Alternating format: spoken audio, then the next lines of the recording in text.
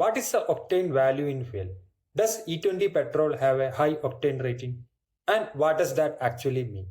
Let's get enlightened, friends. The octane rating of a fuel shows its ability to resist knocking. Now, many people who drive or travel in vehicles might have heard one metallic sound from the engine, especially when the vehicle is moving slowly but we are driving in a high gear. For example, low speed, high gear, and sudden acceleration. At that time, the engine struggles. This condition is called engine lagging, and engine lagging can create knocking. Now, let us understand what is happening inside the engine. In a petrol engine, petrol and air are mixed together. This mixture goes inside the cylinder. Then the piston compresses this mixture. After that, the spark plug creates a spark.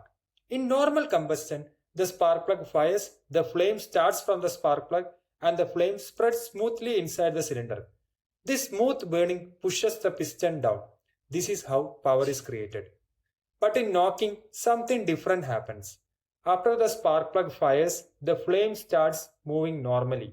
But before the smooth flame reaches the full cylinder, some unburned fuel air mixture burns suddenly by itself. This unburned mixture is called N-gas. It auto-ignites because of high pressure and high temperature. This sudden burning creates a pressure wave. That pressure wave hits the piston, cylinder valve, and engine head. That is the metallic sound we hear. This is called engine knocking. Knocking is not good for the engine. If it happens continuously for a long time, it can damage the piston crown, piston rings, spark plug, head gasket, bearings, and other engine parts. Now, this is where octane becomes important. A high octane fuel can resist auto ignition under pressure and heat.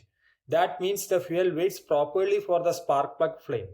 It does not burn suddenly before the flame reaches it. So higher octane means better resistance to knocking.